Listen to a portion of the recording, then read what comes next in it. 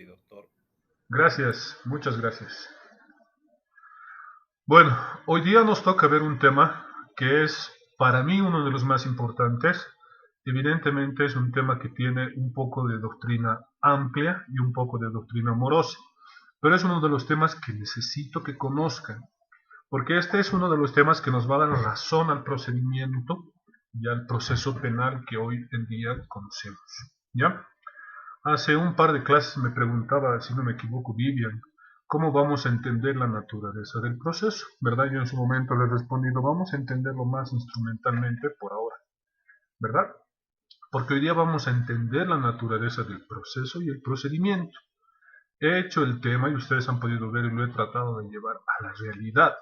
Evidentemente la doctrina yo les puedo decir, vayan a comprarse este libro, los que están en la bibliografía, pero esos libros después solamente se quedan en nuestra biblioteca y no los usamos más cuando deberíamos seguir usándolos, ¿ya? Hoy vamos a entender lo que se trata el derecho procesal y el procedimiento penal. Voy a compartir mi pantalla, por favor me confirman. Cualquier rato me voy a desconectar de la pantalla y vamos a llamar lista. En la anterior clase han entrado y se han salido, ¿verdad? Me he hecho reñir con el doctor Dix y evidentemente con el doctor Ávila, porque me dice, ¿por qué no nos estás controlando? Yo les he dicho, no les puedo obligar. Entonces ya es una discusión entre que yo no les obligo y una discusión entre que ellos me dicen, pero tienes que estar atento en el sentido en el que ellos estén presentes en la clase. Espérenme un momentito, por favor.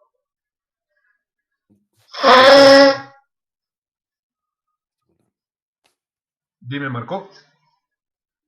Sí, le quería decir, acotando a lo que usted dice, ¿no? De que me le controla mucho. Yo creo que, yo estoy de acuerdo con usted. Es una universidad, ya no es un colegio, ¿entiende? Yo creo que en eso están un poquito equivocados. En la universidad, pues uno ya decide, ¿me entiende? Si uno va a asistir a clases, no va a asistir a clases, o si va a probar, no va a probar, porque ya pues ya hemos dejado el colegio donde nos obligaban y todo aquello a no faltar, todo eso. Puede ser como recomendación, pero ya si el alumno, el estudiante se sale, pues ya de repente tenga otras situaciones, problemas que todos podemos tener, ¿verdad? Yo particularmente pienso de esa forma, doctor. Miren, yo se los vuelvo a repetir. Yo no comparto la formalidad ni mucho menos la teoría de la obligación, ¿verdad? Yo jamás les voy a obligar a que, por favor, cada 5 minutos o cada 3 minutos salirme y controlar. No es mi forma de ser ni lo va a ser jamás. Parto de la idea en el que yo les voy a transmitir mi conocimiento y ustedes lo van a adquirir. Y entiendo, y es específicamente esa razón, que ustedes pueden tener algún otro tipo de problemas, circunstancias, ¿verdad? Pero también tomen en cuenta que a veces es necesario estar presente en clases porque a veces se dice algo y después genera una duda para a futuro. Y eso es lo que yo principalmente evito y quiero evitar, ¿verdad? Porque yo llevo muchos años en la vida laboral y específicamente en la práctica procesal y no, nada ganamos obligando a nadie, entonces mejor siempre es tener la forma voluntaria de hacer las cosas, ¿no? Como les digo, yo siempre he partido, grabo la clase, veo quiénes están presentes, les pongo su asistencia. Ustedes nunca me han escuchado llamar lista, pero simplemente me voy a salir tal vez un ratito para sacar foto. No les voy a llamar lista, solamente voy a sacar una foto de las personas que estén presentes, ¿verdad? Porque por ahí están en otra cosa y les estoy interrumpiendo, ¿verdad? Ya seguramente en el momento del trabajo, del examen, eso ya se verá la atención que le han puesto en las clases, ¿verdad? Yo no tengo ninguna queja, pero como les digo, es un problema que surte y específicamente calculo que la universidad tiene el derecho también de exigirme que yo los controle, ¿no? Pero como les digo, no parte de mí obligar. ¿Ya? ¿Pueden ver mi pantalla? Sí, A Doc, ver. se ve. O les obligo a que digan, ya, mentira. Van a disculpar, es que Oblíguenos, oblíguenos, si me oblíguenos. soplo la nariz suena como trompeta. Un ratito, por favor. Ahora sí, pueden ver mi pantalla, nos vamos a ir directamente a las diapositivas. Como les decía, este es un tema larguito, ¿ya? Este es un tema un poquito extenso. Se llama genealogía del proceso penal, que en realidad más que genealogía debería ser nombrado, por así decir, razón de ser o naturaleza de ser del proceso y el procedimiento penal.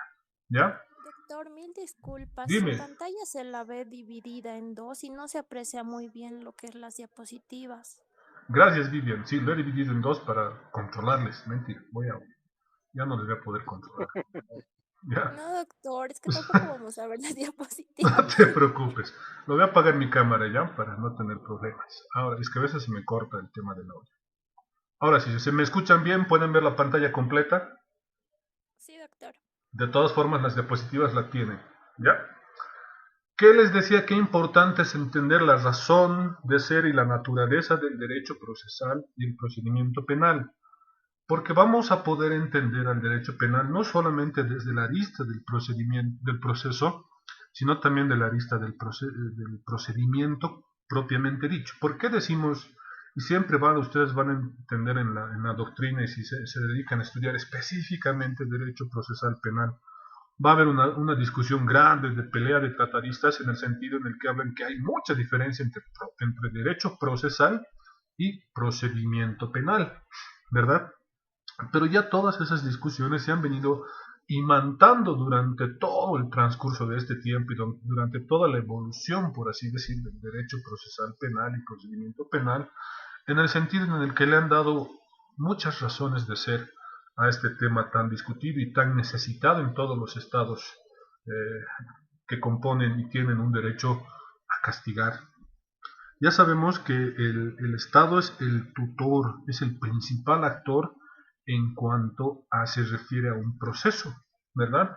Si nosotros nos dedicáramos simplemente a hablar del proceso, del derecho procesal como tal, sin aumentarle penal, civil, familiar o agrario o algún otro tipo de materia laboral que pueda compelirnos coactiva, digamos, vamos a entender que el derecho procesal es específicamente esa razón de ser del Estado de poder generar específicamente la razón de ser a una ley sustantiva. ¿Ya? Tenemos nuestro código civil, nuestro código de las familias, tenemos nuestro código, perdón, tenemos nuestra ley general del trabajo, pero en específico, si se han dado cuenta, principalmente las que les he mencionado, tienen una ley de procedimiento, ¿verdad? Hace un tiempo atrás, en 2014, ya ejecutada después de unos años, se ha vuelto el Código de Procedimiento Penal, se ha vuelto Código Procesal, el Código de Código Procedimiento Civil, se ha vuelto Código Procesal Civil, ¿verdad? Pero ¿cuál ha sido la idea de volverlo procesal? Porque han visto, igual en la necesidad del Código de Procedimiento Penal, han visto el conflicto de la carga procesal, de la demora judicial, han visto el asentamiento en las bases judiciales no era el que la ley permitía o exigía, ¿verdad? ¿En qué sentido les digo? Si hablamos directamente de derecho procesal penal, los procesos penales han tenido unas duraciones exorbitantes, unas duraciones que no tenían razón de ser. Ello ha conllevado en un problema grande para el sistema jurídico penal. ¿Qué problema podemos mencionar? El tema de la carga procesal, la demora procesal, inclusivemente auditorías jurídicas que de oficio hacía y hace el Consejo de la Magistratura, ¿verdad? ¿Por qué este proceso que tendría que haber durado exagerando 3 años, que nos dice nuestra norma actualmente, en anteriores reformas decía otro tiempo, por qué este proceso está durando 8 años? ¿Por qué este señor ha presentado auditoría jurídica, lo va a procesar al juez, lo va a procesar al fiscal, lo va a procesar al policía? ¿Por qué? ¿Dónde está el retraso? ¿Verdad? ¿Dónde está la aplicabilidad de la ley? Tenemos un procedimiento perfecto, tenemos un procedimiento ideal. ¿Por qué no se está cumpliendo? Todas esas necesidades son las que le ha dado la luz al Estado de poder decirnos cómo y cuándo debe ejecutar el proceso penal. Ustedes han visto hace un par de años, si no me equivoco, el 2019 ha habido una reforma al Código de Procedimiento Penal llamado Código la Ley Penal, donde inclusive castigaba a los médicos por negligencia. Esa ley ha sido derogada, porque los médicos han hecho una campaña increíble. Hoy en día, y es lo que nadie se ha dado cuenta, que la ley 1390, la modificación nueva al Código Penal y al Código de Procedimiento Penal, tiene todo el contenido de esa ley que ha sido derogada, exceptuando el tema de negligencia médica. Están introduciendo por partes, si se van a dar cuenta y si han podido leer la ley derogada y la ley 1390 que están introduciendo. Es por así decir que basta un capricho, decir quiero que introduzcan esto en cuanto a delitos de corrupción y otros delitos de otra índole. Entonces que entre nomás, pero que entre parte, porque si le metemos otra vez lo de la negligencia, nos van a volver a saltar los médicos.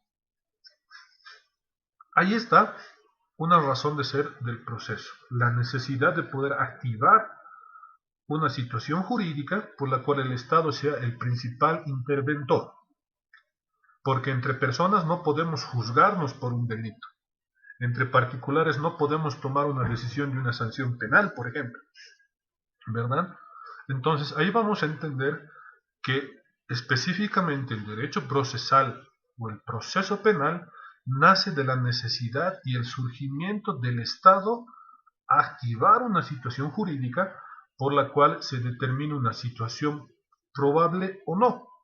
¿Por qué digo una situación probable o no? Porque en la comisión de un delito siempre se va a determinar el hecho y el acto que se ha producido dependiendo del bien jurídicamente violado o desprotegido o quebrantado, o violentado o vulnerado, ¿verdad? Pero tan grande ha sido el pensamiento del proceso penal de que ha dado las luces de que por qué se ha cometido este delito ha sido por voluntad propia, por otra causa ajena, ha sido por alguna otra situación para evitar otro tipo de delito. Entonces toda esa situación la ha visto la genealogía y lo ve el proceso penal, por así decirlo, ¿ya? Pero ¿por qué dicen tanto el Estado, el derecho procesal, el derecho que tiene el Estado de hacer el proceso? Porque el Estado ha visto esa necesidad, pero esa necesidad la ha plasmado en un procedimiento. Ahí está cómo imantamos las dos palabras. Necesitamos un procedimiento para poder ejecutar esta situación jurídica. Nosotros como Estado necesitamos ver qué es el camino que vamos a seguir, cómo nos vamos a dirigir para poder activar esta situación jurídica, en el que nosotros como Estado tomemos la decisión de si corresponde o no corresponde determinar esta situación jurídica. Entonces, crearemos un procedimiento. Este procedimiento tiene que seguir las reglas. Hoy en día, porque si hablamos de otras épocas, les voy a empezar a confundir, ¿verdad? Hoy en día nuestro procedimiento obedece a reglas estrictas de cumplimiento obligatorio. No hay excepciones a las reglas, solo cuando alguna excepción es viable dependiendo del hecho cometido o la circunstancia que amerite una excepción temporal a la regla. Por ejemplo, y el ejemplo más que siempre se los menciono es la detención preventiva. Ahí tenemos una excepción a la regla. Pero ¿por qué hay esta excepción a la regla en el procedimiento del proceso penal? ¿Por qué? Se ha logrado evidenciar con indicios suficientes y materiales que existe una posibilidad de que la persona sujeta a investigación se dé a la fuga, se escape, y con esto no se haga responsable de sus hechos, porque el peligro de fuga no lo compele a una culpabilidad. No dice si se ha escapado, entonces es culpable, ¿verdad? Vean cuál tan grande es la diferencia de decir, bueno, tiene peligro de fuga. Entonces, si se escapa, no se va a ser responsable de los actos. No le está diciendo que es culpable por si acaso. Puede que simplemente le califiquen daños y perjuicios, pero la pena sea menos gravosa de lo que tiene que resarcir en daños y perjuicios, ¿no? Ahí está una excepción. Momento. Se ha probado que no tiene domicilio, no tiene familia, no tiene trabajo, amenazado, tiene en su pasaporte, puede salir cuantas veces quiera del territorio. Es más, cada fin de semana se va a Cancún a pasar un fin de semana, entonces sabiendo que lo estamos por detener aquí en Bolivia, no va a volver.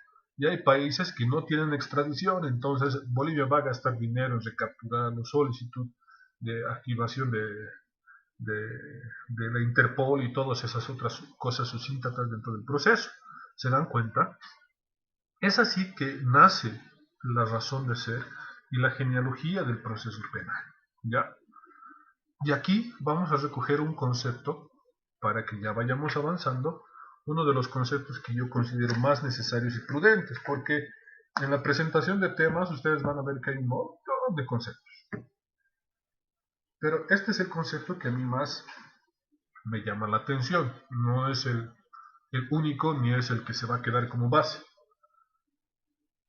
Vamos a entender que el derecho procesal penal como proceso es el conjunto de actos regulados por un proceso penal mediante, en este caso, el Estado, nos dicen los órganos jurisdiccionales competentes del Estado, para resolver en este caso esa situación jurídica. Aquí nos dice en un caso concreto. ¿Corresponderá o no aplicar una sanción? Eso lo establecerá la norma penal.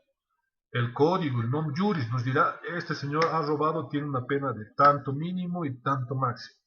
Cuando ya veamos el tema de las penas, les voy a enseñar cómo los jueces hoy en día tienen un protocolo para aplicar las penas. Si es el primer delito, si hay concurso de delito, si hay concurso ideal, si hay algún otro tipo de salvedad, atenuante, agravante. Tienen que considerar, hay un cálculo específico que se los voy a pasar y lo van a tener ustedes para que les sirva en la práctica, porque ese protocolo lo vienen sustentando ya hace bastantes años. ¿Ya?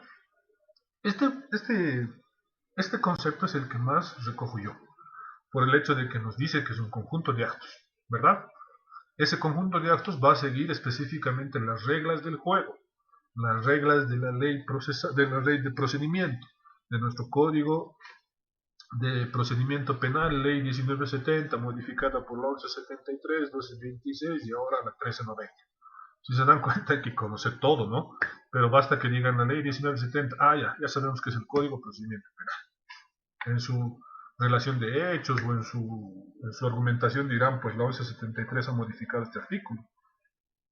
Eso ya dependerá de ustedes, ¿no? Pero se dan cuenta cómo ya vamos señalando el principio de lo que significa el proceso penal como tal. Ya vamos a entrar a la naturaleza, ¿ya? Aquí está otro de los elementos que les digo y les he mencionado. El proceso como instrumento necesario para la satisfacción del derecho a la justicia por la jurisdicción, ¿ya? El proceso, ¿por qué vamos a decir que es un instrumento jurídico? Porque es indispensable. Porque ustedes van a entender que el proceso penal como instrumento como tal no lo podemos desmenuzar, no podemos hacer a nuestro libre antojo, lo que yo les decía hace un momento, ¿verdad? No podemos nosotros tomar en cuenta solamente la decisión que nosotros querramos. Tenemos que respetar las reglas de juego. Tenemos que seguir las reglas que nos enmarca la ley. Lo que les decía, si sucede alguna otra situación procesal, entonces no corresponde a nosotros ser jueces y parte, ¿no? No nos corresponde a nosotros ser algún otro tipo de situación por la cual nosotros somos los que tomemos la decisión, ¿verdad? En ese entendido ustedes van a entender y van a poder determinar que el proceso penal tiene esas 4 concepciones, ¿verdad? Es un instrumento jurídico indispensable. ¿Por qué? Porque el Estado es el deudor de la potestad jurídica para impartir justicia y si corresponde una sanción. Una construcción esencial predispuesta para una administración de justicia. El proceso penal siempre va a ir modificándose siempre a la favorabilidad de derechos, ¿verdad? La doctrina no dice eso, pero yo se los digo. Esa construcción esencial que va a ir a la administración de justicia siempre va a aplicar el principio favorable a la persona o a la parte que más le interese la aplicación de ese principio favorable. ¿Por qué? Porque necesitamos no solo un proceso penal regido en un procedimiento penal, sino que también necesitamos la sustentación de estos actos en derechos y garantías jurisdiccionales, esencialmente predispuestas por las personas que operan justicia. llamados jueces, llamados fiscales, llamados policías. Lamentablemente, por muchas malas autoridades, nuestra justicia hoy en día está mal. Nadie confía en la justicia. Hoy en día, ¿para qué voy a denunciar? Si va a tardar, va a ser todo un problema. C. Es una estructura instrumental que el legislador crea para descubrir la verdad. Es esa necesidad que nosotros necesitamos, ¿verdad? Ceñirnos a los instrumentos que la ley nos da, ¿verdad? Para obtener necesariamente los hechos por los cuales se va a dar razón al proceso y al procedimiento penal. Por eso dicen, la averiguación de la verdad. Elementos que demuestren la averiguación de la verdad.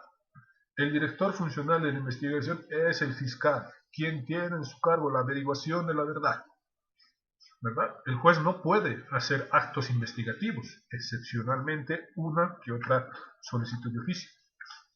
Pero en este caso, el instrumento necesario y el poder coercitivo para poder tener la verdad sobre los hechos la tiene el ministerio. Por eso el Ministerio Público nos da un requerimiento, nos dice tiene 48 horas porque tienes una obligación de cooperar. No cooperas es desobedecimiento a la autoridad. ¿Se dan cuenta? El Ministerio Público no te pide por favor, te dice me tienes que dar esta información, este documento, esta prueba en el término de 48 horas. Bajo alternativa de sanción. Una entidad o una institución jurídica abstracta y estática. ¿Qué podemos entender por una entidad y una institución jurídica abstracta y estática? Vamos a entender que tenemos como institución jurídica nuestro Tribunal Departamental de Justicia, revestida de valores, principios, garantías, obligaciones. Hay algo que las personas, mucho menos los abogados, no han entendido, y es algo con lo que sigo peleando y gracias a Dios me va muy bien.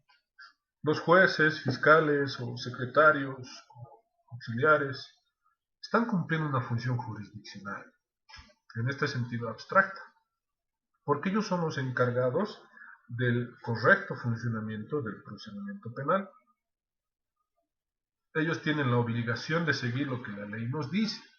Pero ¿qué pasa en nuestro estado, por ejemplo? En nuestro estado tenemos más miedo al pasante que al secretario o al juez, porque unos dicen, no, el pasante ese tiene el mejor contacto que le puede llegar, ¿qué tal? O él es el que está en sus manos, si le tratas mal no te lo va a hacer esto. Igual al auxiliares, igual secretarios. Dense cuenta que no se trata de un principio de agarrar, yo tengo la razón, yo soy abogado y necesito que cumplas la ley. No, y es por eso que existen muchas peleas, porque ya lo toman personal, ¿verdad? Si una persona, si yo, por ejemplo, ustedes llegaran a ser jueces, fiscales, auxiliares, secretarios, hagan lo que dice la ley. Traten de cumplir lo que dice la ley para evitarse problemas, porque ustedes simplemente son transmisores de justicia. No son transmisores de más problemas con las personas que vayan a ser de la institución pública. El día viernes se nos ha convocado a todos los jueces ordinarios del Tribunal Departamental de La Paz para que todos informen sobre todos sus casos procesales y la demora procesal. Porque existe un montón de denuncias de que no contestan el teléfono, que no sacan proveídos a tiempo, no hay audiencias, no hay resoluciones, nada. Toditos los jueces han estado el día viernes metidos desde las 8:30 de la mañana hasta las 8:30 de la noche. ¿Se dan cuenta? Todo ese problema lo que ha generado en otro problema, porque todas las audiencias se han suspendido. Por ende, se han suspendido, han tenido que ser trasladadas a otra fecha. Otro montón de reclamos. Si se han dado cuenta, no está cumpliendo la institución abstracta. Pero eso ya va a depender de cada persona. Seguramente este año o el siguiente año vamos a tener unas reformas a la justicia. Veremos si van a ser procesales o simplemente van a ser a la aplicación de la justicia, ¿no? O a la ley 025 del órgano judicial. Veremos, porque no hay anticipos de nada, ¿no? Vamos a hablar del proceso y el procedimiento penal, ¿ya? Aquí es donde surge que lo que les decía, que el proceso es un acto dirigido a aplicar la ley sustantiva, lo que les decía. En cambio, si nosotros entendemos bien la forma sustantiva, que es el código procesal, vamos a entender bien que este código, bueno, que el proceso penal, por así decirlo, requiere un procedimiento penal que específicamente remarque la necesidad de poder activar este proceso dentro de las diferentes esferas y los mecanismos que pueda ser necesaria esta activación de este proceso, ¿verdad? Para poder concretar, no solamente se vuelva en un rito procesal y en un rito de la ley, sino para poder adecuar, poder manifestar, poder concretizar el desenvolvimiento de una causa y específicamente las fases procesales para su tratamiento. Qué importante suena eso para nosotros, porque ustedes todos los días, si ejercen el derecho penal, se vuelven abogados penalistas, van a ejercer todo esto. Todos los días están haciendo proceso penal y todos los días van a ejercer el procedimiento penal. ¿Se dan cuenta la diferencia? ¿Por qué hacen proceso penal? Porque a ustedes les va a llegar una determinada causa y ustedes van a determinar como abogados la credibilidad de los hechos o no, si corresponde que lo acusen o corresponde que sea víctima o no, porque ustedes están yendo a un actuar preliminar. Entonces, si yo considero que tengo esta situación jurídica y tengo esta otra situación, lo expresaré entonces en un procedimiento. Si yo considero que una persona es víctima, el procedimiento me dice que tengo que hacer una denuncia, una querella o ir a alguna de las plataformas para activar el proceso penal. Si me viene un imputado y me están acusando de esta forma, también tengo los mecanismos para activar el procedimiento penal. Presentación espontánea, acción de libertad, no sé, cualquier otra situaciones que puedan devenir del proceso penal, ¿verdad? Porque en la práctica ustedes no van a proceso penal y procedimiento, todos le dicen lo mismo, pero no encuentran la diferencia de estas dos, que es muy diferente. ¿Ya? Entonces, como hemos dicho, el proceso penal siempre se va a regir bajo un acto de una dirección de una parte en específico. En esta parte la vamos a llamar el tribunal o el juez, que tiene ese revestimiento del Estado para poder iniciar estos actos, encargados para poder determinar específicamente lo que les he dicho, la verdad histórica de los hechos. Aquí dice la verdad de los hechos, para considerar si este hecho fuese delictivo y si en este caso el autor es responsable, para poder entender si vamos a poder condenarlo a una pena o absolverlo de esa pena, ¿verdad? Ahí está el rol del proceso y del procedimiento, siempre y cuando se hayan seguido las reglas del juego. En tanto que el procedimiento va a observar específicamente esa tramitación que les he dicho, de la averiguación de la verdad. ¿Cómo han comenzado? ¿Por qué han comenzado? Necesitamos de una imputación formal, necesitamos detenerlo, necesitamos que esté en un arresto domiciliario, ¿qué necesitamos para poder continuar con el proceso y llegar específicamente a lo que les he mencionado? Si existiría una culpabilidad o existiría una inocencia, ¿verdad? Si lo vamos a condenar a 20 años o lo vamos a absolver de este delito. Es específico eso, observar la tramitación del proceso penal. Yo siempre les digo las reglas del juego, ¿verdad? Las reglas del juego están en nuestro código. Nadie se las inventa ni nadie más las va a poder tener en conocimiento. Naturaleza jurídica. ¿Alguien tiene alguna duda? Si alguien tiene alguna duda, hábleme nomás, interrúmpame nomás. Como no estoy viendo la pantalla. Doctor, ¿podría reiterar lo del procedimiento, por favor? La última, eso. Como hemos dicho anteriormente, Rafaela, el proceso es específicamente ese acto y conjunto de hechos y actos para realizar la materialización del hecho que se va a investigar.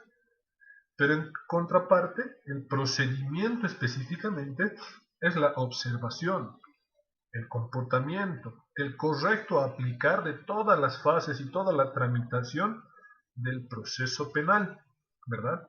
Por eso tenemos una ley de procedimiento penal que nos dice cómo, cuándo y dónde podemos activar un proceso penal, ¿ya? Si este proceso penal tiene razón de ser, si necesitamos llegar a juicio para poder condenarlo o absolverlo, Aquí está que en la tramitación no solamente nos va a decir que se inicia por una denuncia o una querella, sino que durante toda la etapa se han recolectado los elementos necesarios para acusarlo y esos elementos demuestran su culpabilidad o no. Ese es el procedimiento, la razón de ser del proceso, la observación, la regla, decir si estamos correctos en este proceso, para evitar futuros incidentes, excepciones, acciones de libertad, lo que hoy en día usan malamente muchos abogados, ¿verdad? Entonces, el procedimiento lo vamos a entender como esa escalerita, como esa seguidilla de pasos que tenemos que llegar para poder condenar o no a una persona. Ya hemos visto y vamos a seguir viendo que hay diferentes formas de poder ejecutar el proceso como procedimiento, ¿verdad? Salidas alternativas, sobreseimiento, algún otro tipo de situación por alguna condición reglada, proceso abreviado, algún otro tipo de situación, pero que se va a enmarcar en el proceso seguido de un correcto procedimiento. ¿Ya? ¿Alguna otra pregunta? Doctor, Dime, Marco. a ver, cuando estamos hablando de procedimiento, si vienes a averiguar la verdad para sacarlo culpable o no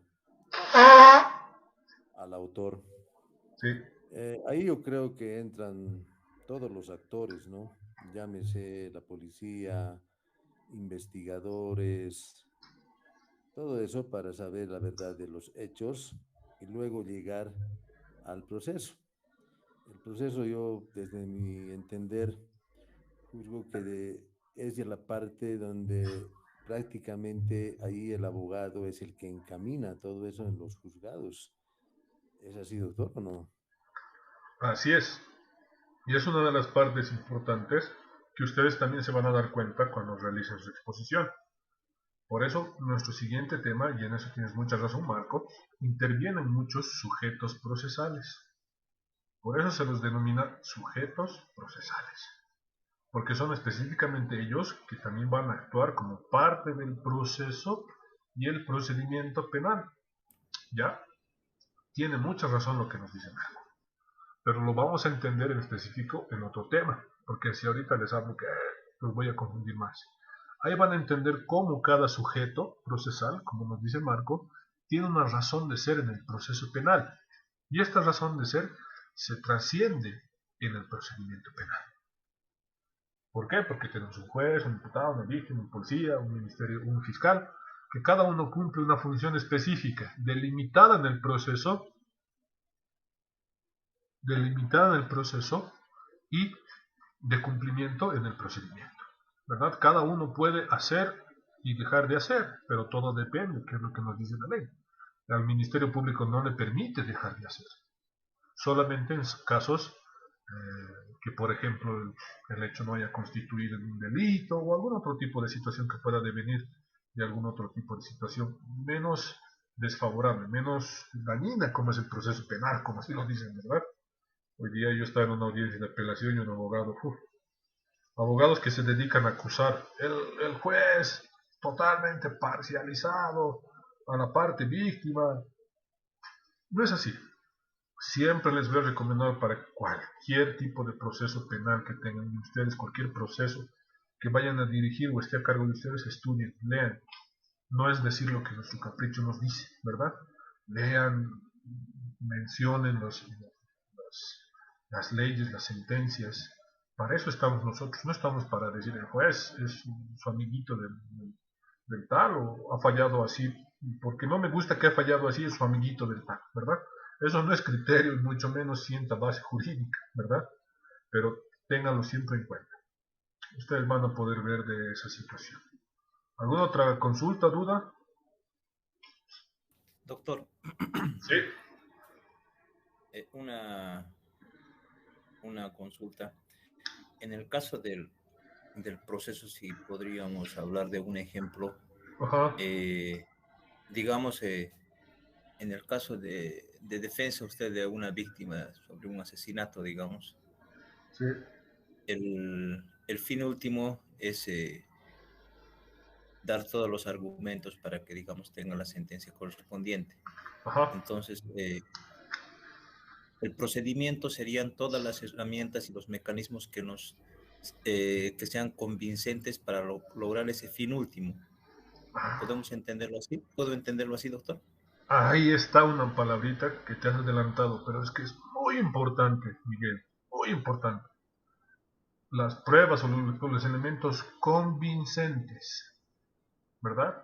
Para poder, en el caso en el que tú me planteas, digamos, una persona que está procesada por asesinato, hay todos los elementos para demostrar su culpabilidad, su actuar, su hecho. Todos estos elementos van a generar una convicción jurídica de certeza en el representante del Ministerio Público y en el ente regulador quien va a castigar. Por eso es que en las sentencias ustedes van a leer, por ejemplo, en la sentencia que les voy a pasar del caso que vamos a hacer el simulacro de audiencia, la sentencia dice: esta prueba ha generado una convicción jurídica en el tribunal. ¿Qué están diciendo con esa palabrita? Esta prueba merece ser valorada y judicializada para darle la razón de la culpabilidad o no, ¿verdad? Se los voy a pasar esa sentencia. Tienes mucha razón, Miguel, en lo que tú dices. Tiene que sentar con convencimiento sobre todo lo relacionado al proceso y el procedimiento. No hay convencimiento, ya hay dudas razonables del actuar eficaz del proceso y el procedimiento. ¿Alguna otra pregunta? ¿Duda? ¿Se han dormido? Doctor, buenas noches. Yo Ariel. tengo una duda. ¿En qué caso se puede apelar? En todos los casos, depende de qué quieres apelar. Se puede apelar toda decisión judicial. Una sentencia, doctor. Después de lo que ha pasado de la sentencia, ¿se puede apelar entonces? Claro, te pueden sentenciar condenatoria o absolutoriamente. Esa sentencia no tiene valor de cosa juzgada porque tiene un plazo para poder ser recurrida. El derecho a poder recurrir es un derecho asistido por la Constitución Política del Estado, ¿verdad? Y es uno de los precedentes jurisprudenciales, el derecho a recurrir. Hay precedentes jurisprudenciales, por ejemplo, para las sentencias que son los principios de inmediación, principios de verdad jurídica, seguridad jurídica, debido proceso. Son precedentes ya como base de estándar jurisprudencial, que son los que se tienen que utilizar para hacer una apelación o recurrir a alguna sentencia. Las sentencias que declaren condenada o absolutoria a alguna persona son recurribles en un plazo prudente. Si en ese plazo prudente ninguna de las partes ha recurrido, recién esa sentencia tiene que solicitarse la ejecutoria de la sentencia, para que ya vaya otro juez de grado y este juez de grado de ejecución tome los recaudos de ley que sean necesarios.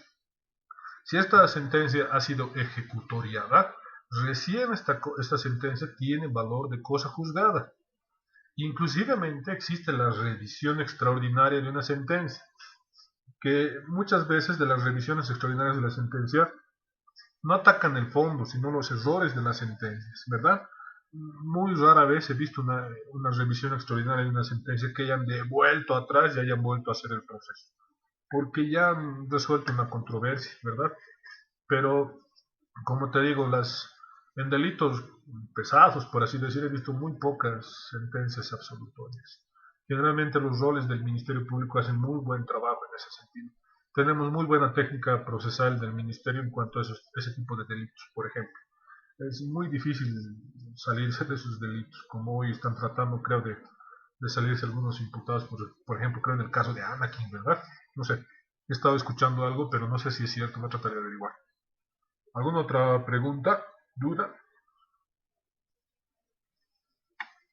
Doctor, la Dime, Hernán. penología, ¿Sí? la penología, ¿cómo entra en esto de las sentencias? La penología es algo que también les voy a enseñar. Como les decía hace rato, Hernán, los jueces tienen que hacer una valoración íntegra de todos los elementos que han sido presentados como instrumentos para fundamentar una acusación, ¿verdad? Pero en este caso, te voy a poner un ejemplo. Para poder sentenciar a una persona por un delito, digamos, un delito de 15 a 30 años, ¿no? perdón, de 8 a 20 años, ¿verdad? Los jueces hacen una relación de la pena, te estoy hablando como si este imputado fuese el primer delito que ha cometido, ¿ya? Hacen una relación de la pena, dividen el mínimo dividen el mínimo por 2, lo multiplican por 2 nuevamente, ahí ven las pruebas si son agravantes o atenuantes, y si hay una prueba que es contundente, le aumentan un añito más, digamos, ¿verdad? Si hay una prueba que demuestra más su inocencia, le quitan un añito más, digamos, ¿no? Dentro del mínimo. Entonces, así hacen una cuantificación de la pena, porque incluso van a haber apelaciones de sentencia que no dicen declárenlo inocente, sino van a haber apelaciones de sentencia que dicen en mi primer delito me ha sentenciado al máximo de la pena y eso lo prohíbe la jurisprudencia, porque me tiene que dar una reinserción social, la tecnología dice que tiene que evaluar los elementos necesarios, es el primer delito que yo he cometido, no tengo antecedentes mayores por otros delitos, si se dan cuenta, ¿no? Pero también hay jueces que no valoran específicamente eso, y la penología va a ir específicamente a tratar de activar uno de los estándares más altos, que es específicamente la protección a la reinserción, ¿ya? Los jueces tienen que valorar específicamente eso para poder activar la penología, hermano, para poder hacer un quantum de la pena, para poder decir, esta es la pena que le corresponde en este determinado delito. El quantum es otra cosa que vamos a hablar a futuro, tal vez de aquí a un mes, no me acuerdo qué tema es, pero es eso. ¿Ya? ¿Contentos? ¿Felices? Doctor. ¿Preguntas? ¿Dudas? Se me está yendo la boca.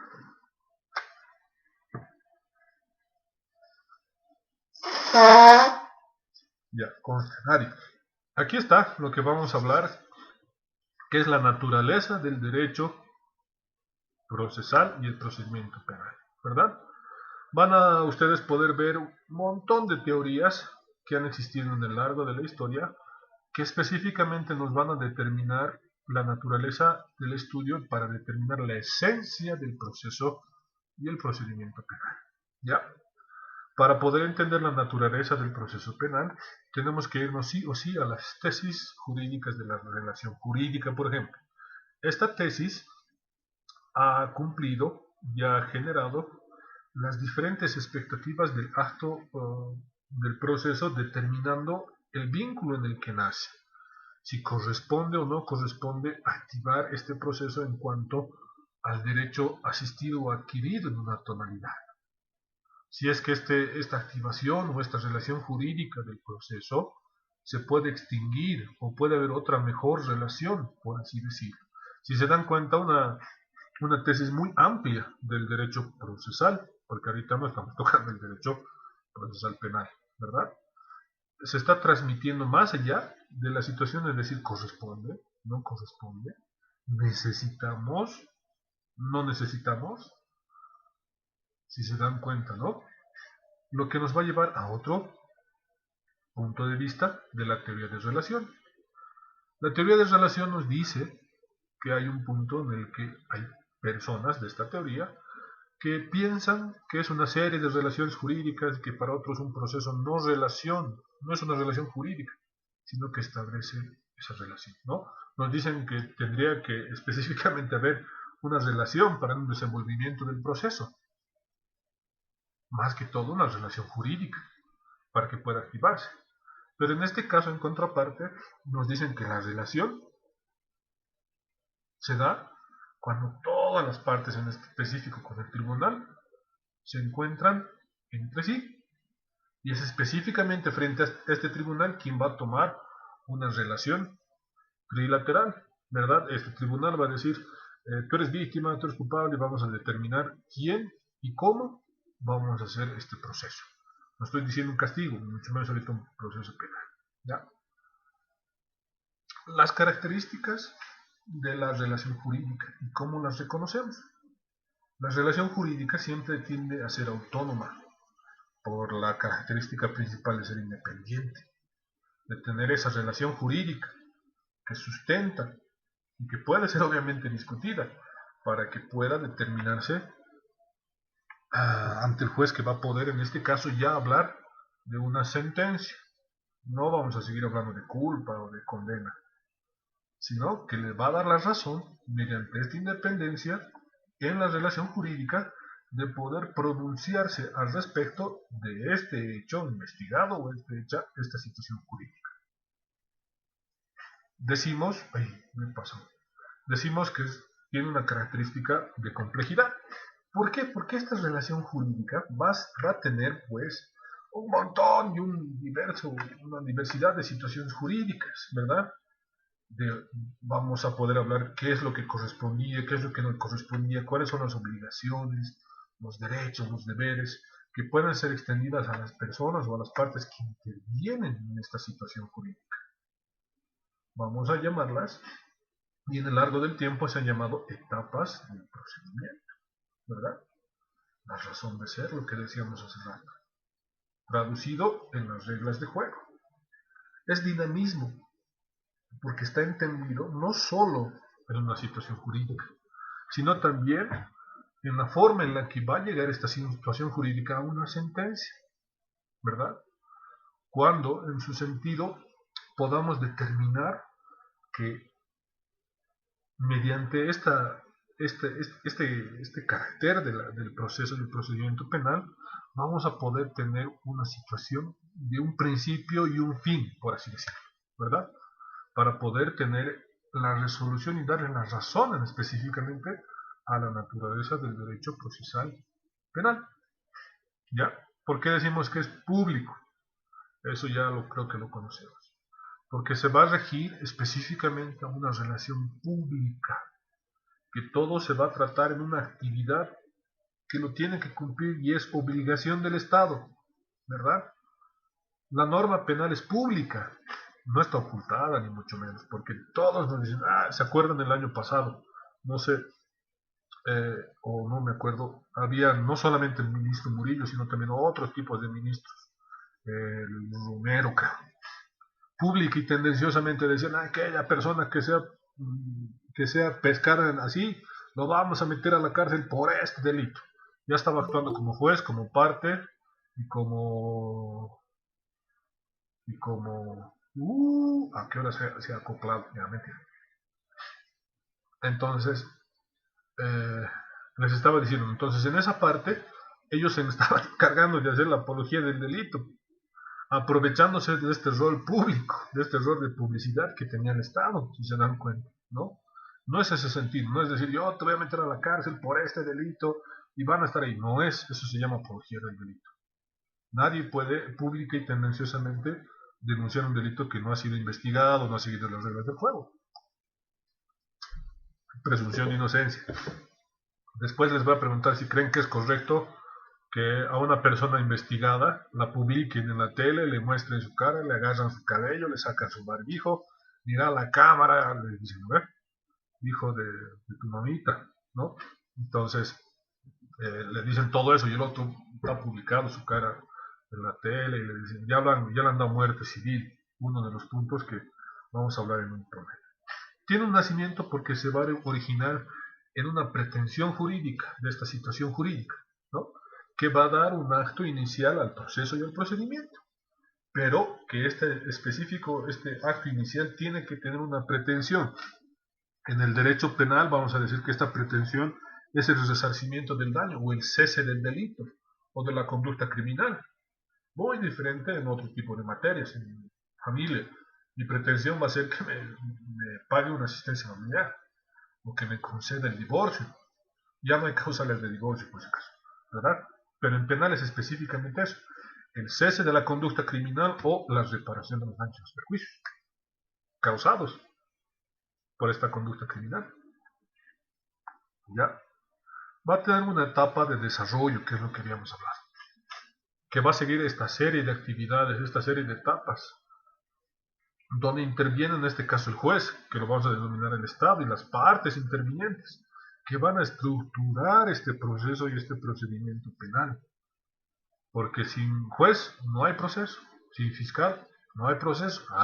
Sí hay proceso, dependiendo qué tipo de proceso, pues acaso. Si es Acción privada solamente es juez, imputado, víctima, imputado y juez tribunal, nadie más, o juez de sentencia. Y ahí algún otro tipo de participación. ¿Ya? La tesis de la situación jurídica, ahí está. Lo que les decía es cumplir, llenar, no sobrecargar a las expectativas procesales para poder determinar materialmente el desenvolvimiento de esta situación jurídica.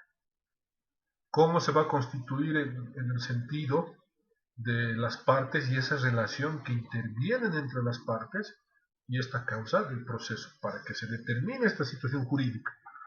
Momento, estoy denunciando lesiones, pero los jueces dicen, yo no le veo a la víctima golpes, no está hecho nada, dicen, no, pero no le veo su cara, ¿dónde? Dicen que le ha pateado, le ha mordido, le ha lanzado con un vaso, no sé. No, señor juez, aquí está el certificado médico forense que le otorga 25 días de incapacidad médico legal que ha surgido hace 25 días. Y evidentemente la víctima está en recuperación. Ahí está, si se dan cuenta, ¿no?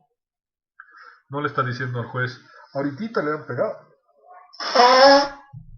Ahorita, en mi cara le han pegado, le han partido su pierna, le han mordido, no sé. Pero vean cómo se va a activar en este específico esta expectativa, ¿verdad? Por eso existen los institutos y los mecanismos necesarios para poder hacer este desenvolvimiento de estas situaciones procesales, ¿no? Uno va a denunciar, ya, vaya al médico forense ahorita, que te saque un examen médico forense. Vas al médico forense y ¿qué ha pasado? Me ha pegado. Pero no tienes moretes, no tienes nada, entonces, si no hay algo no te puedo dar, no, dame a denunciar nomás a otro lado. Otra situación jurídica es esa, ¿no? Pero lo que correspondería es que le valoren, si, por ejemplo, le toquen las costillas como protocolo, ¿te duele? Sí, ya. ¿Te duele tu cabeza? Sí, me duele. Entonces, el médico forense va a tener que hacer una valoración, es decir, se recomienda posvaloración por traumatología, no sé, algún otro tipo de especialidad porque refleja dolor en las costillas, en la cabeza, ante la existencia de algún posible traumatismo encefalocraneal, sáquese tomografías, no sé, algún otro tipo de situaciones que tengan que ser demostradas, ¿verdad? Si no se saca una tomografía por orden del médico, obviamente entonces va a decir, no tiene pues ganas de colaborar con el proceso, ¿ya? En estas categorías van a ver ustedes que aparecen categorías justiciales, que en este caso es específicamente eso, poder entender una situación jurídica favorable para no tener una perspectiva desfavorable, para poder específicamente activar y defender y darle razón a este acto procesal, ¿verdad? Que le dé su razón de ser, para evitar omisiones, para que todas estas actuaciones sean previstas y sean en conocimiento de la actuación de las partes. ¿Ya? Vamos a decir que existe también la posibilidad u ocasiones procesales, que son específicamente ese acto para obtener una finalidad de una sentencia favorable y fundamentar una demanda. Ahí está lo que les decía, el examen médico forense. Con el examen médico forense pues no lo estoy llevando directo a una audiencia de medidas cautelares, no estoy declarando culpable, pero estoy teniendo la posibilidad de una ocasión procesal para obtener una ventaja. Esta ventaja no tiene que ser entendida mal, ¿verdad? El imputado juntamente con su abogado discutirán, pues, dirán que ese médico forense no sirve, ese examen no ha cumplido las reglas del juego, y será el juez quien tome esas situaciones.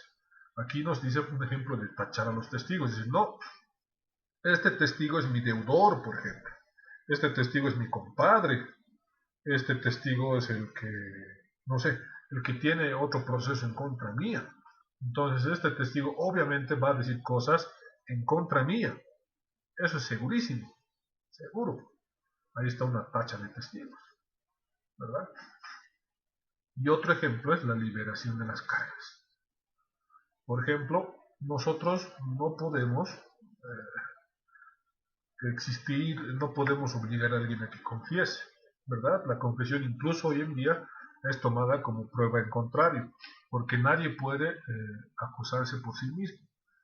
Todas estas reglas, incluso las presunciones, siguen reglas de juego. Los allanamientos no suceden a menos de que una autoridad pública esté evidenciando que se está cometiendo un delito flagrante y tiene que conducirlo ante la autoridad con las pruebas pertinentes. Mientras no suceda eso, ya sabemos que la inviolabilidad del domicilio es una garantía constitucional. Viene alguien, quiere entrar a su puerta, un policía. Ya, perfecto. Muéstrame su orden de que usted puede entrar a mi domicilio en estas horas. No tengo, entonces, perfecto, va a disculparle de cerrar la puerta. Vale. ¿Bueno? No tan así, pero por favor, cuando vengan con un allanamiento recién les va a dejar entrar, ¿no? La confesión también sigue sus reglas, ¿verdad? ¿Qué tal si un imputado dice quiero confesar? Ah, momentito. No es nomás delante del fiscal, delante del investigador. Vamos a tomar tu declaración, se te va a leer tus derechos, se te va a confirmar tus derechos y se te va a decir si te ha obligado a declarar o a confesar. Ah, perfecto. Incluso esa confesión tiene que ser homologada por autoridad jurisdiccional para que se evidencie que se han seguido las presunciones. Y hasta ese punto, el fiscal no está tomando culpabilidad, sino le está diciendo al juez, señor juez, tengo esta confesión y ¿cómo hacemos? Lo acusaremos nomás, lo sentenciaremos, veremos cuál es la mejor forma. Hoy día se ha declarado un adolescente de 14, creo, o 16 años, se ha declarado culpable de feminicidio. ¿Saben cuánto le han dado de pena?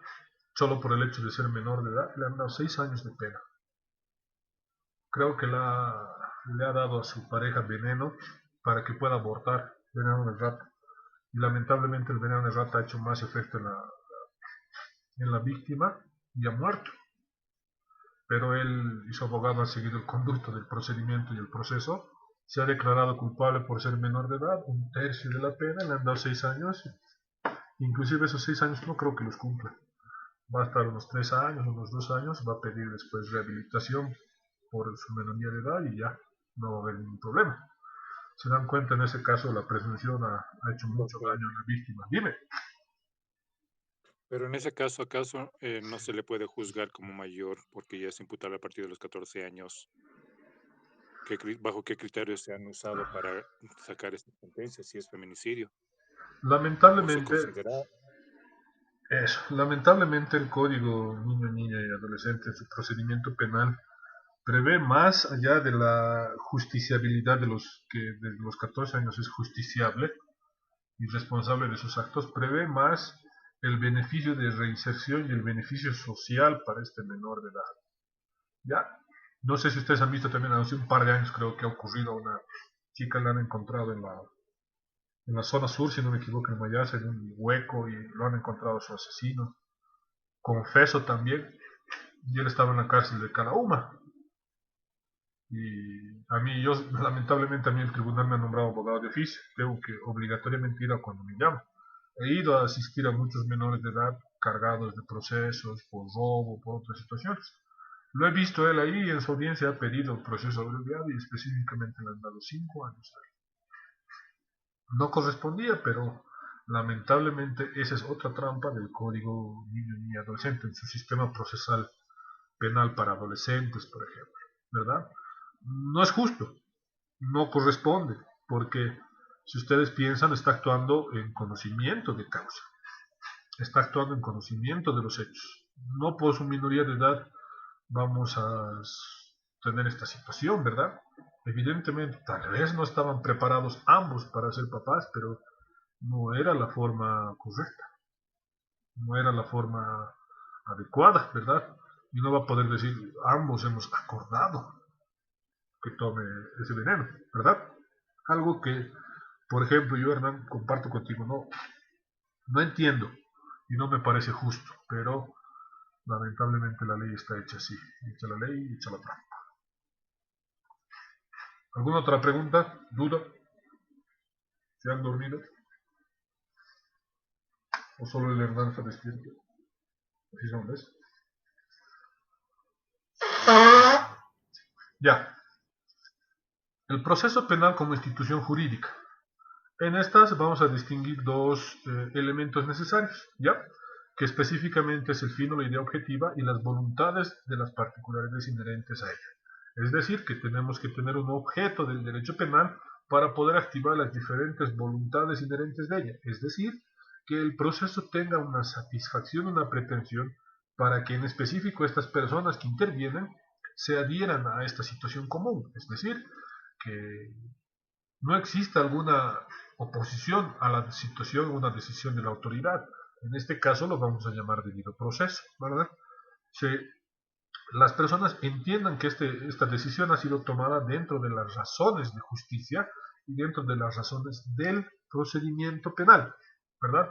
Que no se ha obviado, no se ha seguido, no se ha olvidado ninguna regla, subregla procesal del procedimiento que en ella pueda contener. Y por eso dice que todo demandante en su fallo no ponga oposición, o todos busquen satisfacer la reclamación que se va a activar el proceso penal. ¿Ya? Aquí está una teoría del contrato.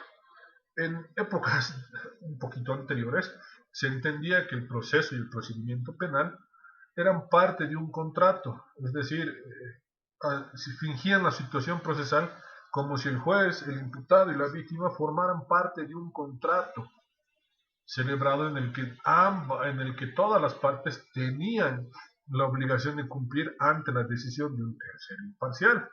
Esta decisión, obviamente, y esta teoría ha sido eliminada por de lejos, pero ha existido como base jurídica, por si acaso. ¿Ya? ¿Por qué? Porque más que otra cosa entendía el fin de poder percibir, en este caso, la pena al infractor, pero más que otra cosa considerar la situación porque la víctima pueda inmediatamente activar, en este caso, el proceso penal. Pero entendido que no ha sido un contrato, jamás vamos a poder sostener esa situación jurídica. ¿Ya? En esta teoría del contrato, el Estado tenía el carácter punitivo. Y la víctima, en este caso, más allá de una situación protectora, tenía un segundo lugar, porque el Estado se encargaba más de ver la responsabilidad del imputado que el daño causado en la víctima. ¿Ya? Es algo que, por ejemplo, como les digo, ha sido descartado. Y ya. No nos basamos a la teoría del contrato. La teoría del cuasi contrato nos ha explicado y nos dice que todo proceso, en este caso civil, nos va a inherir como un contrato por una falta de requisito de consentimiento. En el proceso penal nos dice que un cuasi contrato va a contemplar casi una figura civil, porque entre ellos hay también cuasi delitos. ¿Pero por qué? No se van a hacer de una situación jurídica, de una situación por falta de un requisito, sino no se va a reducir por una falta de, ¿cómo decir?, de consentimiento en el actuar de una persona en el delito, por así decir, ¿ya? Es por eso que también esta teoría ha sido desestimada, pero se ha considerado por tener ciertos vestigios en el actuar del procedimiento penal, ¿ya? ¿Por qué? Porque evidentemente obligaba a las partes procesales a poder acatar estrictamente esto a lo que se obligaban a cumplir. En este caso, al juez a poder valorar específicamente las pruebas para condenar o no, a la parte imputada a seguir como parte imputada y a la parte víctima a ejercer su derecho, a ejercer como víctima. Aquí no había otro rol, es decir, bueno, se ha cometido este delito y no hay acuerdo, no hay alguna otra situación. ¿Se dan cuenta? Qué estrictas esas teorías. La teoría de la relación jurídica. En este caso es un poquito más importante que conozcamos esto. ¿Por qué? Porque ya nos ha enseñado que todo proceso y procedimiento penal va a siempre necesitar de una denuncia, querella o cualquier otro acto que encabece la víctima. Pero le va a dar ya un revestimiento especial al Ministerio Público. ¿Quién es el específico para poner en conocimiento del juzgador? Para poder determinar qué derechos y pretensiones corresponden a las partes, resarcimiento de daños, medidas cautelares, lo que pueda establecer una relación entre los actores procesales. ¿Ya? La teoría de la institución jurídica. Si tienen preguntas, interrúmpanme nomás, por favor. No se queden callados, después es tarde. Mentira. Un poquito más. Ninguna pregunta. ¿Por qué decimos que el proceso penal y el procedimiento penal es una institución jurídica? Porque es específicamente eso, todos estos actos que van a emerger de la decisión, de la voluntad de las partes o de los sujetos procesales. En este caso, por ejemplo, si hablamos de la víctima o el Ministerio Público, tienen el rol de la parte acusadora, ¿verdad? Que después esta parte acusadora va a determinar los elementos de cómo poder activar el proceso penal para dar como dicen, resultas a las actividades que se han iniciado, a las actividades que van a concretarse en sí, ¿ya? Y aquí vamos a hablar de principios procesales, en específico de nuestro Estado, ¿ya? Muchos de estos principios ya los hemos visto, pero vamos a hablarlos como en el derecho procesal y procedimiento penal.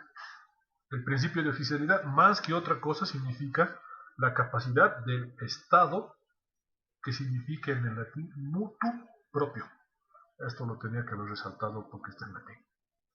El impulso, la esencia, la necesidad de activar este derecho de coerción que tiene el Estado para iniciar el ejercicio de la acción penal y poder activar y darle a una autoridad la función de poder velar y controlar este derecho y procedimiento penal para llegar a una sanción o no. Así de simple. En nuestra legislación el principio de oficialidad tiene como carga a la Fiscalía y a la Policía, que son específicamente los que van a enfrentar la delincuencia. Y ante solo la noticia de cualquier hecho punible o acto criminal, tienen la obligación de activar la acción pública penal para poder actuar de oficio, ¿verdad? El Estado ya le está diciendo, tú tienes la obligación de activar de oficio el proceso penal y seguir el procedimiento penal de oficio. Aquí no necesitas tú, si es denunciado de oficio o tú ves un actuar criminal, no necesitas que haya una víctima, vos sigues el proceso hasta su conclusión. ¿Se dan cuenta? Uno de los principios más importantes. El principio de investigación integral de la verdad. Es más importante hablarles de lo que les decía, la averiguación histórica de los hechos, de la verdad material del hecho denunciado, ¿verdad? Esto va a requerir a la función que tiene la parte investigativa del Ministerio Público de la Acción Penal a que no se limite a conformarse solo con los elementos que una de las partes le entrega, sino procesalmente seguir todos los presupuestos para poder determinar la culpabilidad o la inocencia de esta persona, sean beneficiosos para uno o negativos para el otro. ¿Qué pasa si es negativo para la víctima? Pues el representante del Ministerio Público dará la razón de por qué se está investigando integralmente la verdad, es decir, que seamos imparciales, que sean imparciales las autoridades, ¿ya? Y aquí está uno de los principios más importantes, que es el de libertad de prueba, generalmente consagrado en nuestra ley 1970, en el artículo 171, que nos dice específicamente que la libertad probatoria, se los voy a leer, están con sus códigos, ¿no? Me estoy al revés. No están con sus códigos, ¿sabes? El juez admitirá todos los medios de prueba, todos los elementos lícitos de convicción que puedan conducir al conocimiento de la verdad histórica del hecho, de la responsabilidad y de la personalidad del imputado. Ahí está. Nos dice que va a valorar todos los elementos legalmente obtenidos que demuestren la verdad histórica de los hechos. Ahí está. Nos dice que toda autoridad y todas las partes pueden y tienen la obligación de presentar prueba en parte y en contrario para poder determinar el hecho que se está investigando. Por eso dice demostrar sus versiones o sus verdades construidas, ¿verdad? Dicen, no, el imputado tiene que sentarse de brazos porque la parte que acusa es la que tiene que probar. Pero ¿qué pasa? ¿Voy a dejar que me sigan acusando si soy inocente? No, pues desvirtuaré todos esos elementos. No me voy a allanar esos documentos, decir, me está acusando así, así, así, así. ¿Ya? Me van a avisar la hora, por favor, antes de que me pase. Principio de legalidad de prueba, ahí está. Evidentemente la libertad probatoria nos dice que toda prueba va a ser legalmente revisada y valorada por un juez siempre que cumpla los mecanismos legales. Pero aquí está la regla. Toda prueba debe recibir el principio de legalidad de obtención, que no solo está en el artículo 171, sino también en el artículo 180 de la Constitución Política del Estado. Entre una de sus vertientes, la legalidad, que no nos dice legalidad de prueba, pero nos dice la legalidad por la que las partes y los actores deben y tienen que actuar. Para que estos medios de prueba surtan efectos dentro del proceso penal como procedimiento. El procedimiento me dice, yo tengo que pedir esta prueba de esta forma para que tenga carácter legal. Lo que hoy se ve, presento captura de pantalla de WhatsApp, donde usted va a poder evidenciar que me amenaza de muerte. Me manda la foto de una pistola, ¿verdad? Esa prueba, por ejemplo, hasta cierto punto no tiene validez, hasta cierto punto sí tiene validez. Todo depende de cómo las presentamos y cómo solicitamos que sean tomadas en cuenta, por si acaso. ¿Verdad? Muchos fiscales te dicen, perfecto, te voy a valorar esta prueba de WhatsApp, pero entregame el medio magnético por el cual has obtenido. ¿Cuál sería el medio magnético? Nuestro celular, ¿no?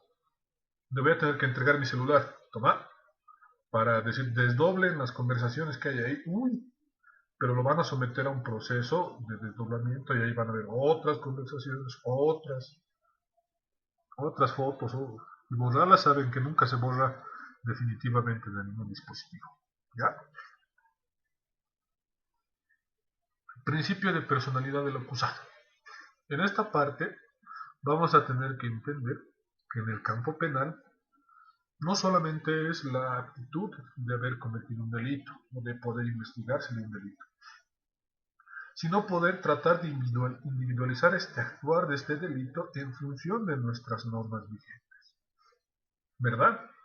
En la forma en la que ha actuado, en la disposición voluntaria que ha tenido para actuar, para poder determinar el grado de culpabilidad desplegado. ¿Verdad? Corresponde este proceso penal o este non juris del delito que le estamos subsumiendo a esta persona está respetando sus garantías y derechos constitucionales y lo hará en el transcurso del proceso. Perfecto. Podemos limitarle o restringirle alguno de ellos según el comportamiento y según las necesidades del objeto, ¿verdad? Es por eso que cada proceso es un mundo diferente a cada situación jurídica. Momento. Pero a este señor, cuando lo hemos capturado, lo ha pegado al policía, le ha pegado a la fiscal, diferentes comportamientos, ¿no? Para poder determinar si o no podemos restringir excepcionalmente derechos y garantías.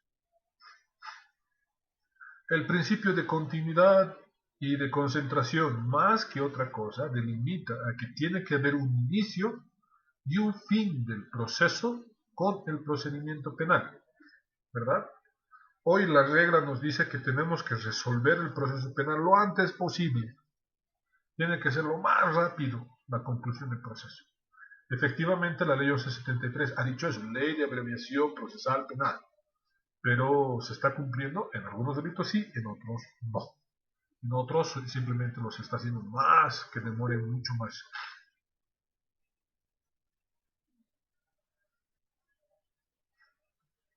¿Cuál es la pregunta larga? Ahorita vamos a leer.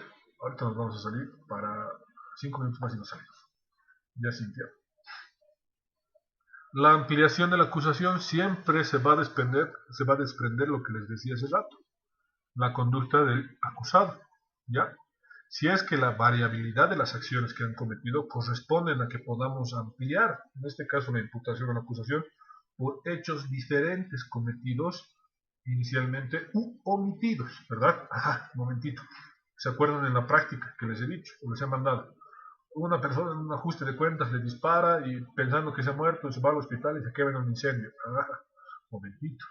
Aquí podemos ampliar la acusación, ¿verdad? Porque inicialmente podíamos haberlo acusado por, qué sé yo, tenencia y portación de armas, pero en realidad le ha disparado. Entonces la imputación que le ha metido el juez dice solamente tenencia y portación de armas, cuando la realidad es que le ha disparado, le ha causado lesiones, homicidio culposo, homicidio premeditado, intención o no, ¿verdad?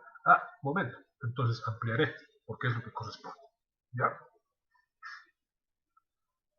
Nos faltan 72 diapositivas. Ya, no más.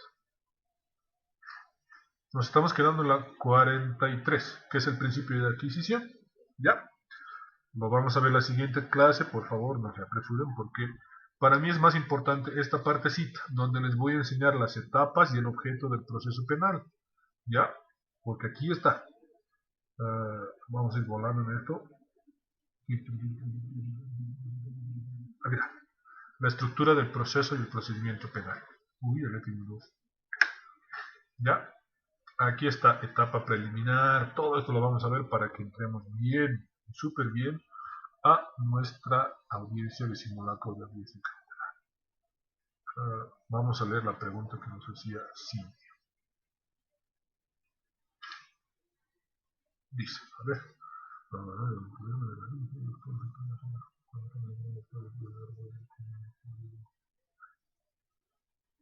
Ya. Siempre va a existir una salvedad a la regla en cuanto a los plazos, ¿verdad? Todo depende de qué tipo de notificación nos estás preguntando, Cintia.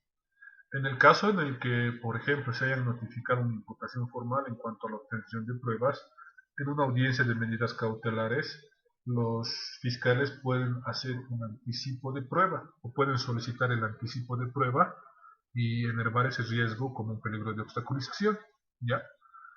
Los plazos procesales tienen reglas de cumplirse, pero también tienen una excepcionalidad cuando existe otro mecanismo o existe la razón por la cual puedan necesitar seguir siendo investigados. Por ejemplo, un fiscal va a decir, señor juez, el imputado nos ha metido incidentes, excepciones, acciones de libertad, y mi persona tiene carga procesal, pero he tenido que estar defendiendo y no me ha dado tiempo. O en el transcurso del tiempo hemos cambiado de investigadores, no hemos podido hacer los actos procesales ya notificados, es por eso que necesito más tiempo, por ejemplo, ¿no? Necesito, qué sé yo, un mes más, 30 días, 60 días para poder hacer los actos investigativos. Ya muy diferente en etapa de juicio. Cuando ya se notifica la acusación formal debe ser notificada con el pliego acusatorio y con el pliego probatorio, es decir, qué pruebas se están acusando. Y simplemente se pueden adherir pruebas en juicio oral si son pruebas de reciente obtención, anunciando obviamente en la acusación, en la acusación particular o en la respuesta negativa, la producción de prueba extraordinaria que pueda ser relevante del proceso, a criterio del juez si es que considera que esta prueba va a ser añadida o adquirida. Pero en la etapa, por ejemplo, preparatoria, el fiscal puede decir, ya, se me han vencido mi tiempo, de 6 meses, 60 días, dependiendo cuánto ha solicitado también, porque hoy la 1173 nos dice que tienen que solicitar un tiempo determinado. Se les vence el tiempo mediante control jurisdiccional, porque vence el tiempo y no hay, ahí no es, ya, se ha vencido y listo. Ay, perdón, no estoy activando mi cámara. Se ha vencido el tiempo y listo. Final. No, el juez va a hacer un control jurisdiccional. La parte afectada, víctima, es decir, se ha vencido el plazo, al juez de control jurisdiccional le pido que combine la fiscal a que emita una resolución. Él puede pedir ampliación de plazo, por ejemplo. ¿Verdad? ¿Alguna otra pregunta? O si tienes alguna otra pregunta, Cintia, por favor.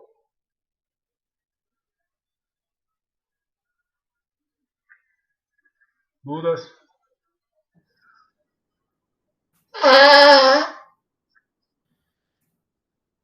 Todo clarito. Doctor, buenas noches. Dime. Una pregunta. ¿Los informes periciales son definitivos, doctor?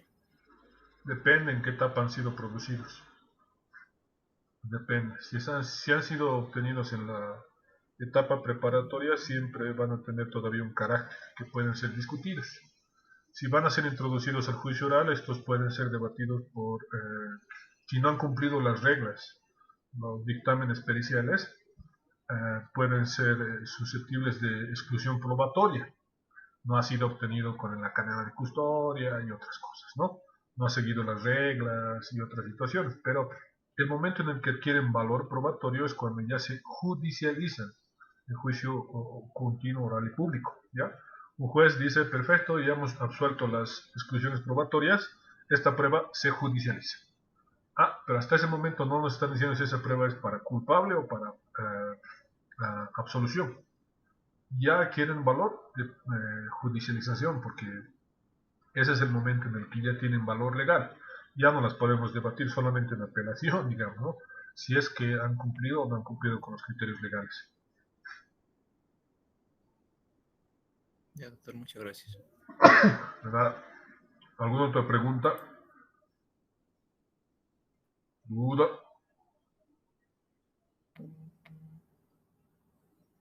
¿Nadie? ¿Seguros? Ya. Y son. Bueno, nos estaremos viendo el siguiente jueves. El siguiente jueves voy a sortear los temas para su exposición, así que estén atentos. A partir de ahí ya van a tener, creo que, una semana para hacer sus exposiciones. Incluso hasta antes del lunes. Ahí vamos a poner fecha hasta el domingo para que puedan presentar sus diapositivas, sus trabajos en las plataformas. Porque yo voy a ser el que voy a compartir su pantalla, creo, o ustedes compartirán, no sé cómo haremos para poder ver que no me estén leyendo, ¿verdad?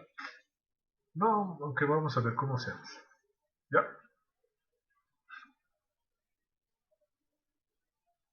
Será porque es lunes, los noto muy callados. Bueno, se cuidan, que tengan una buena noche. Si tienen algún examen, que les vaya muy bien.